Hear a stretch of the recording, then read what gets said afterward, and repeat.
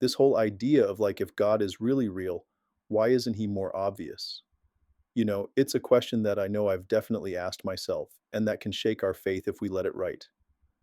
When life feels kind of random and chaotic, and prayers seem like they're going unanswered, it's easy to start wondering, am I just talking to the ceiling here? Is there really anyone listening? But I think one thing that we need to consider is that maybe, just maybe, sometimes our perspective can kind of obscure God's presence if we're so focused on explaining everything through just pure luck or skill or just the right connections. We might miss the subtle ways that God is working behind the scenes. It's kind of, we're so busy looking for the fireworks that we miss the quiet beauty of a sunrise. And let me share a personal story that really brought this home for me. Years ago, I was working in West Africa and I was surrounded by Muslim colleagues. Now, I wasn't over there like preaching to them or anything like that, but they started to notice something different about me.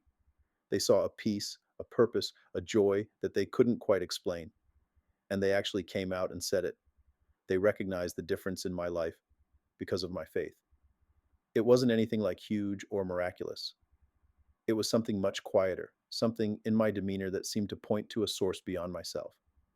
And that experience really made me realize that our lives, the way we live, can actually become a testament to God's reality, even if we don't realize it.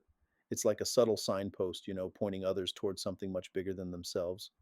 Now, this doesn't mean that God only reveals himself to our actions, not at all. He reveals himself in a myriad of ways.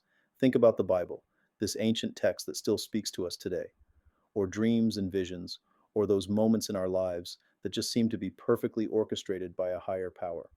And of course, there's the conviction of the Holy Spirit, that inner voice that nudges us toward truth and righteousness. These are all ways that God makes himself known. But I think the problem is we often try to fit God into a box, limiting how he can reveal himself to us. What if we broadened our understanding of what obvious means?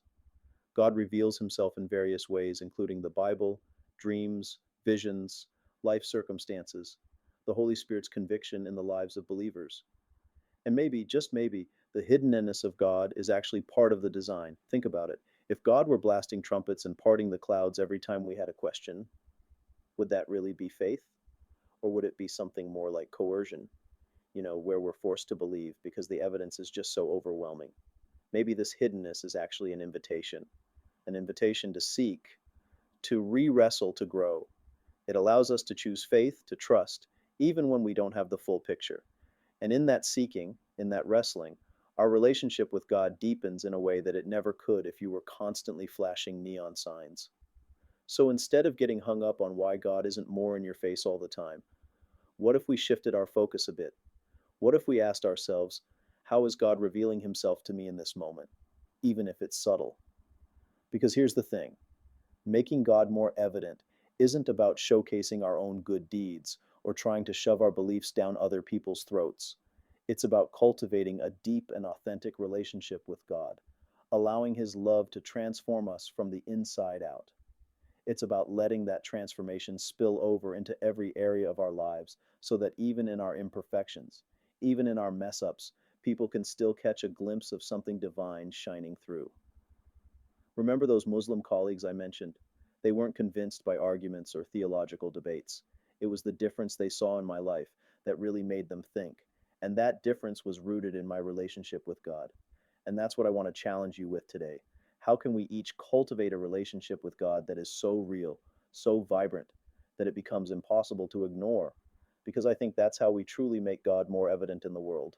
Not through grand displays or flashing miracles, but through the quiet, consistent transformation of our hearts. And you know what? I think that's a much more powerful testament to God's reality than any parting of the seas could ever be. It's the kind of faith that shines from the inside out and draws people in because it's genuine, it's authentic, and it's rooted in love. And that's a legacy worth leaving behind us, I think. The more I've thought about this whole question of like, God's obviousness, or I guess lack thereof, the more I've started to appreciate the beauty of subtlety. It's like God doesn't always have to, shout from the rooftops or part the seas in front of us to get our attention right. Sometimes his presence is revealed in a quiet conversation with a friend, or a moment of unexpected grace, or even like a sudden realization that completely changes our entire outlook on life. It's those little God moments that I think we often overlooked because they're not flashy or Instagram worthy or anything. but I think they hold a depth and purpose that could only come from a divine hand. It's like God's whispering to us, inviting us to like lean in and really pay attention. And here's something else I've learned along the way too. God often uses our questions, our doubts, even our frustrations as opportunities to draw us closer to Him. At first, they hold on tight. They provide support and balance, but eventually they let go. They trust the child has learned to write on their own.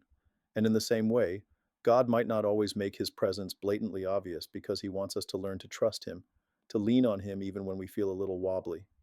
He's not trying to trick us or play hide and seek or anything like that. He's inviting us into a deeper level of faith, a faith that goes beyond what we can see and touch. And it's in that process, I think, that we discover something truly incredible. We discover that His presence is not absent.